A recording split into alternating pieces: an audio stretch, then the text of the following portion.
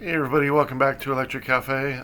Today is day number 13 in my 30 days, January 2025 focus month on 70s and 80s new age and ambient and experimental albums.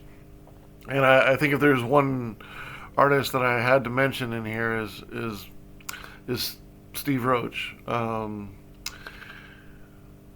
think if there's any producer, I know for a fact because I have more Steve Roach albums than any other ambient artist that I follow. I have probably close to about 85, 90 records of his, mostly CDs because he brings out them on CDs. But I've been heavily following him for a good amount of time, and over the years he's just been consistently one of my favorite. I really enjoy the different types of ambient music that he does, and I thought, what way to kick off doing some reviews. I don't know how many Steve Roach albums I'll end up reviewing, but this is certainly one of his most important, if not his most important, and one of his earliest ones. So it made sense to kind of throw this one in there. Um, so yeah, 1984's Steve Roach's Structures from Silence. Here's my CD right here. This is the if you'll notice the shine on the record. The reason why it's shining so much is this copy is still sealed. This is the 2000. I don't know if this is the 2000.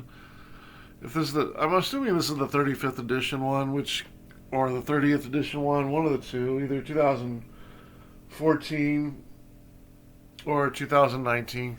This is the 2014 30th anniversary CD set, which was a 3D set.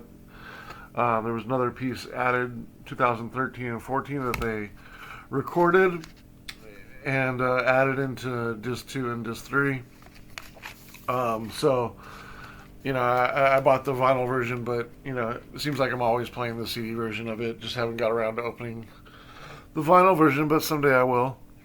But yeah, an important album to review for sure. The Michael Stearns is also on here, who I recently reviewed his, and he's definitely another important ambient artist of this time. This is Steve Roach's first time on the channel.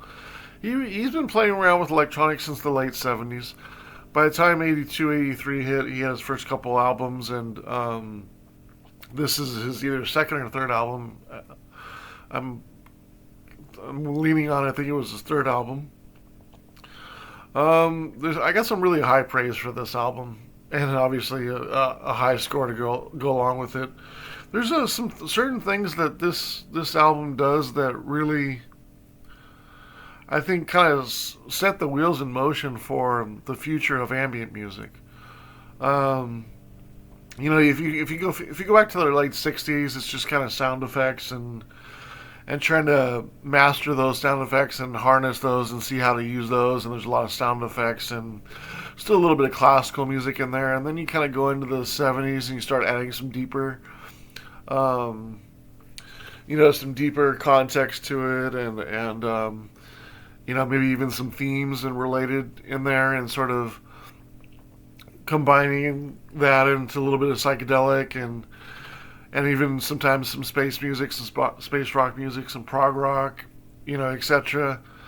And then you sort of get into a little bit later 70s music, and that's kind of where I feel like it's really starting to come into its own. And then, by the early 80s, you have a lot of video game sound effects, kind of that are just influencing the electronic music in general, and certain styles are starting to kind of come to the forefront a little bit more so. And of course, you have jazz fusion and other styles of ambient that's kind of being mixed into other genres and stuff like that. And then new age comes out, right? And then there's starting to be a little bit of industrial in there too, and some more cultural ambient. You think of like Eastern ambient or ethnic ambient and certain things like that. And I think one of the most important ones for me is what this one helped really evolve, which was the more slower, organic evolving minimalism in electronic music, which was hinted at, in with a lot of different artists through the '70s, but really not so much with the layering and almost like it's somewhat drone in a little bit as well. So I think there's some meticulous. I think one thing, a great thing that Steve Roach does is he seems to know the what tones work together really well.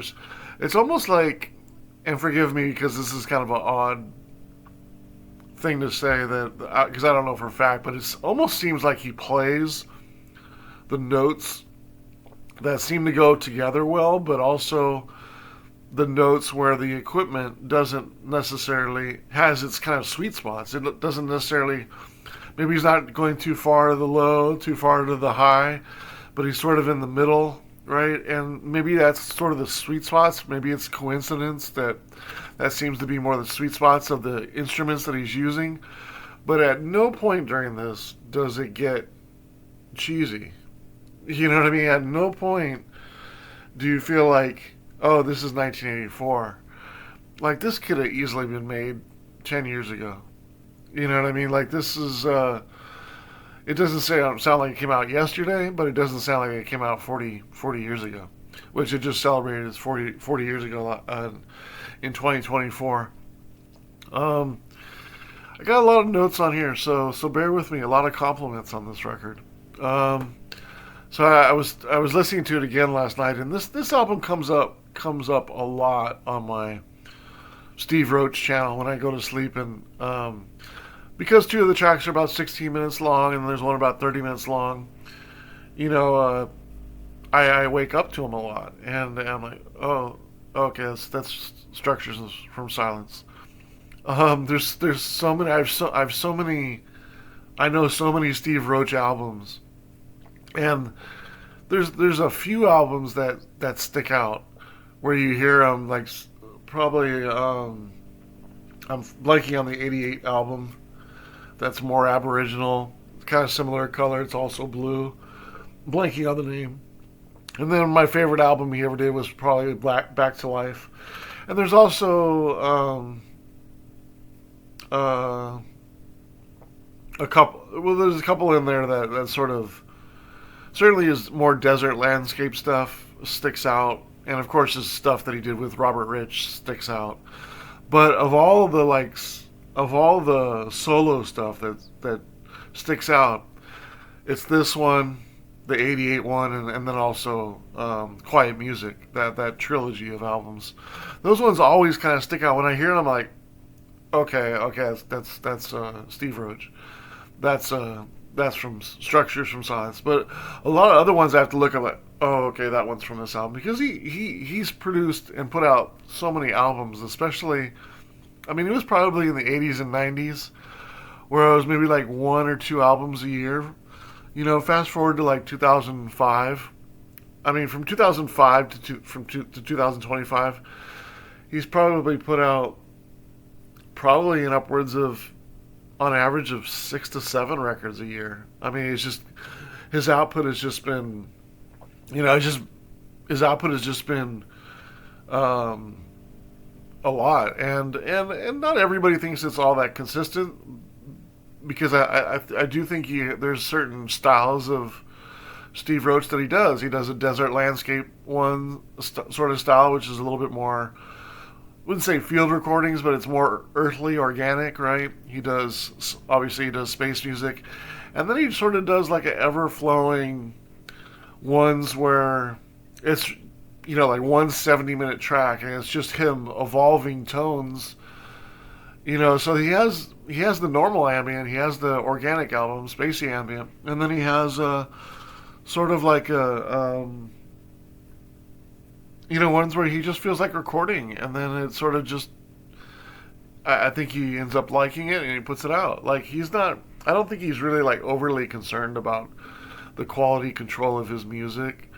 I think, me personally, I feel for what it is, I think they're still worthy of releasing for sure. But some people are like, oh, like it's kind of evolving 70-minute long song. Like it's, I guess it could be a little bit boring sometimes, possibly.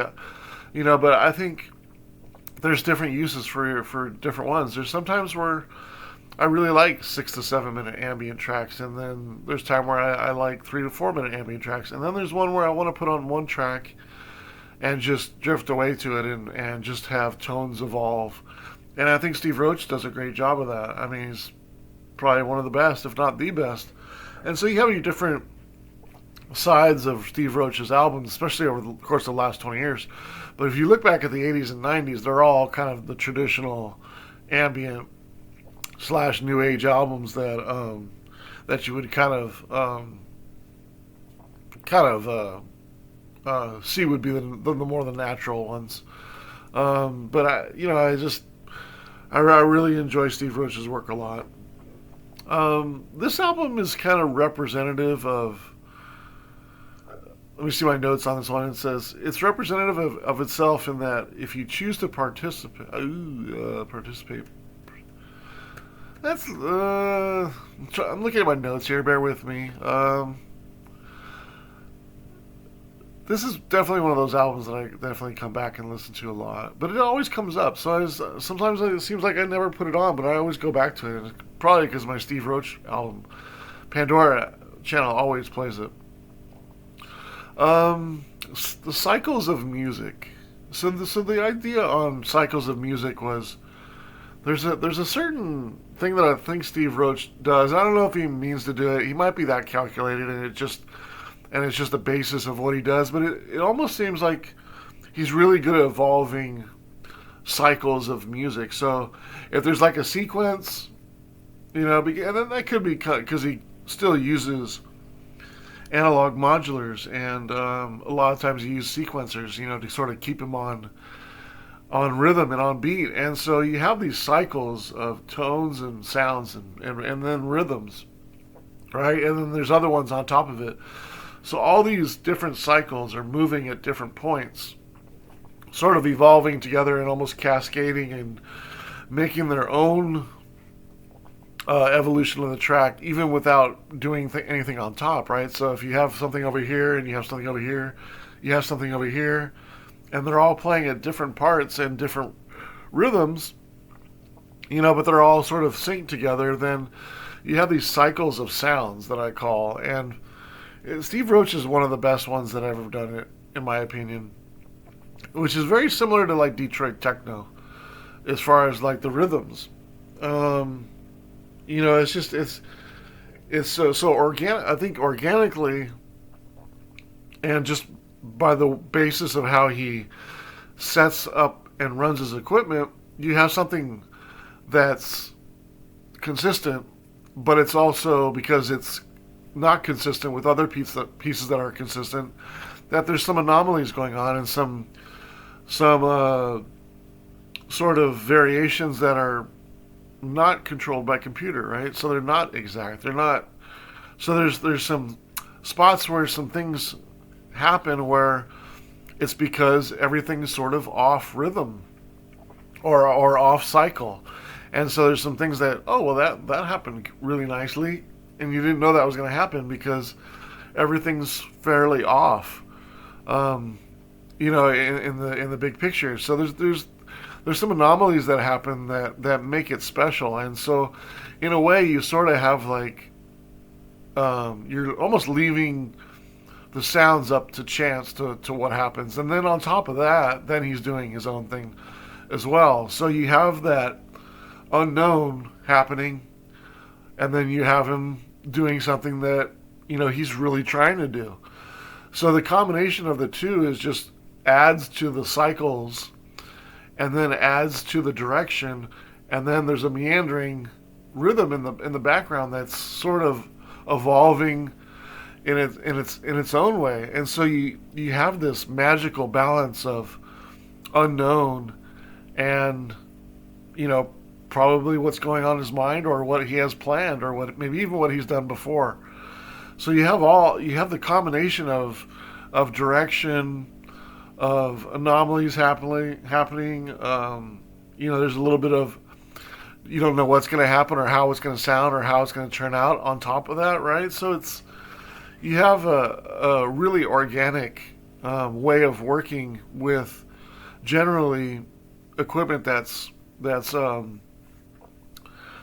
is known to be harsh. Like if you're not electronic music, you're like, oh well, yes, the electronic music, they're very rigid and very very exact, and I like the looseness of somebody playing a instrument, and I get that, but this is kind of a sound designer's way of making an ambient album where he's leaving things up to chance, and he's purposely creating that chance and not knowing what's going to come of it. And I think that's kind of where the genius is, and also the better direction of how to do ambient music. And he's doing that in 1982, which wasn't fully unknown at the time, but the combination of two and sort of playing in the sweet spots and then incorporating the drone, having it slowly moving, evolving, it's just hard to really compare anything that came out in 1984 to this album that is on this level. It's just really hard. It's hard to think of something that came out that was this minimal in 1984 that was this evolving. He's brilliant at building and breaking down tracks. Like there's minutes go by of him building tracks from like sometimes it's even just like one tone and just slowly evolving, and then the way it breaks down and then slowly fades out. It's just he seems like he's masterful at ending things, almost like he's ending like the ending on Reflections and Suspension, the first track, is just masterful. It's slow. It's like slowly. It's almost scientific. It's definitely organic sounding. Again with the rhythms, right? And it's natural too, as well. So you have, even though everything is very synthetic and electronic, because you have this anomalies going on, it feels like it's scientific and or natural and organic, and so it tricks your mind into thinking that almost electronic music is natural, and that's so it's just like it's just when you listen to music like this, like you're as an electronic fan, your mind goes wild. There's not enough adjectives I can give to this album to explain all that it is a basis for understanding when it comes to electronic music in a lot of ways. I think a lot of people do think Steve Roach is a pioneer of all time. Well, I take that back.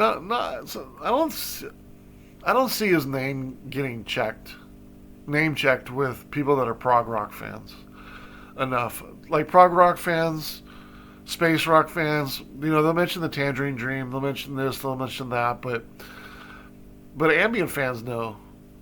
Like if you're into anything 80s, 90s ambient or older, and you know Steve Roach's work, you're gonna mention his name.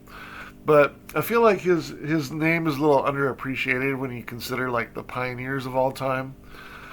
You listen to this album, it shows you that how much he was. There's nothing that I can think of that's bad on here. Levels, layering. There's you got roughly about 60 minutes worth of music on here. 3 tracks. Going into the track specifically, which is really where probably going to throw a lot of goodness on these tracks. But the first track, Reflections and Suspension, just beautiful. Shimmering, delicate, reflective, and powerful. Like, how can something be reflective and powerful, right? Like, it's got... When you think of, like, the dichotomies in music, like, you always kind of want... That's one of the things I look for. You look for, like, a darkness, right? But you look for the light. You look for a beauty, but you look for something ominous, right? I love the balance of moods, right? And the evolution of moods. Like, if a track starts out all ominous, right? And then it ends up becoming, like, really beautiful. Like that's one of my favorites, right? Or if it becomes really kind of organic and then it becomes really spooky or really eerie, that's really cool. I really like the juxtaposition of or the evolution of moods in ambient music. It's one of the things that I really look for. And if you can have powerful and reflective, you know, that's and then you think of the name, Reflections in Suspension. Like that sounds powerful. And then it's reflections. So it's like I even forgot it was reflections in suspension, and I was like, this sounds very reflective, but it sounds very powerful. Um, it's perfect layering on this track too. Um, the bass line is very defined compared to what's been out um, around this time. I feel like in ambient music and in new age, the this particular bass line note in this track is very much more like what you would hear in the future of ambient than what's come behind it. And I know it's something very subtle. You're like, how can a bass line tone sort of, or a bass line sort of be a difference maker? But it sounds like the future. Um, this is kind of the way forward with ambient music, in my opinion. From this is kind of set the foundation for future music. I feel like a lot of times in the past, in the 70s, even though it's groundbreaking for the time, it still feels fairly like it's 70s ambient music. This one does not. Like I said before, it feels like it could have been done 5 years ago. Long sustained notes, tones cascading, some shimmer out, some evolve out. It's almost like a lesson in layering and evolving.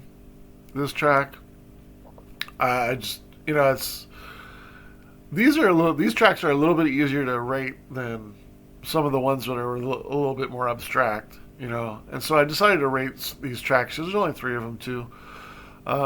They certainly have there's certainly long ambient tracks too, so you get an idea. Plus they're different, but they fit together really well. So they're different enough to where I felt I wanted to rate the individual tracks, but I know the overall is what matters. So I'm just doing this, just to sort of again checks and balances with where I want to rate the full album.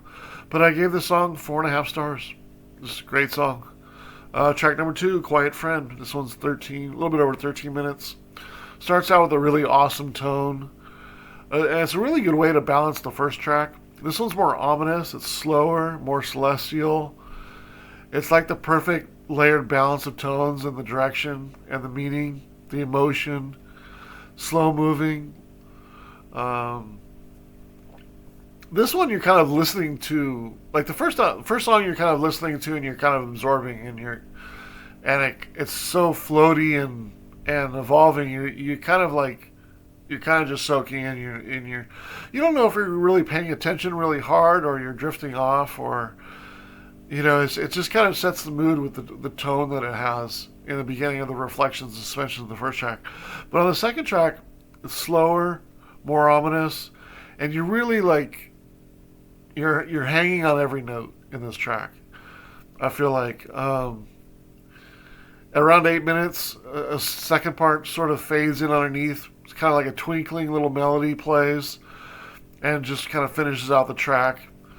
Just an awesome track, and I really like how it has two different parts to it. 4 stars. And then the last track is 29 minutes. Title tracks, Structures from Silence. This piece is almost like an art installation piece. This is kind of probably the most ambient on here. It's the longest as well. But this one you can sort of listen to all 29 minutes, or you can put it on, you come back in a couple minutes, and come back in a couple minutes later, and really you might not feel like you really missed anything. There's not a lot of changes in here. It takes, but there's some good to that too, because it's still a really nice track, but it's like it's kind of the definition of more of ambient music, and so it kind of fades out. And his last track on this is it makes sense. The powerful low end keyboard note, it makes the it sounds like a planet is moving into view. That's what I put down here. It sounds like a planet's moving into view. That's how powerful it is and slow moving. It sounds like a planet was just like moving into your view if you were like looking over the planet. Like it's just like wow.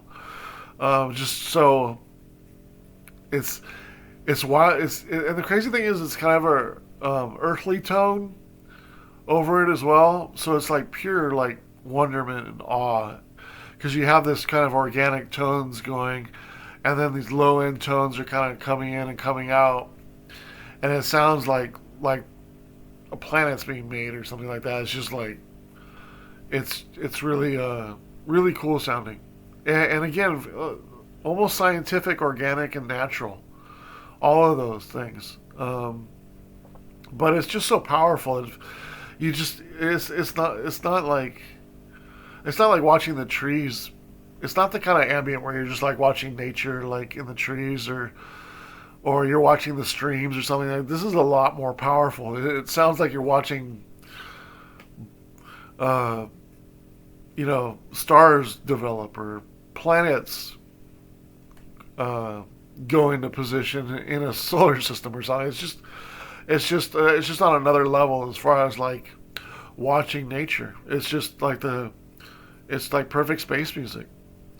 Um, and then the last track also it makes you feel alone, at peace a little bit. It's kind of a sense of awe at nature, but a little bit more dramatic in this one than the other two. But I say dramatic, and it's very minute, minor, um, a dramatic, very minute. It's just a little bit more dramatic than the other two. But really, kind of all three tracks, kind of in their own ways, hit on different sides of ambient, on different sides of the future of ambient. In my opinion, I gave the last track 3.5 stars, or sorry, 3 3/4 stars. So I 12. I have the stars in 12.25 stars divided by three songs is a 4.08. It's pretty much right there for an ambient record. Again, this goes on um, my ambient rating systems, my new age experimental space rock rating system. Don't compare it to anything else, any other genres. This is strictly a score in those genres. I gave it a 92 out of 100. In some ways, it's kind of the pinnacle of early drone, and it's the sign of the future of ambient music. Like that's some bold words by me being a big ambient fan. I have hundreds and hundreds of ambient records, and to say this is the pinnacle of early drone, um, and almost a sign of the future of ambient, like that, those are some pretty high praise from me for one specific album in ambient.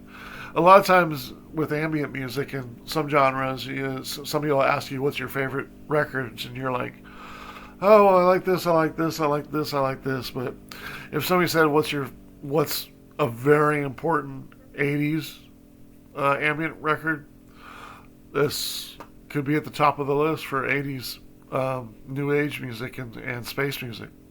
Just an awesome record.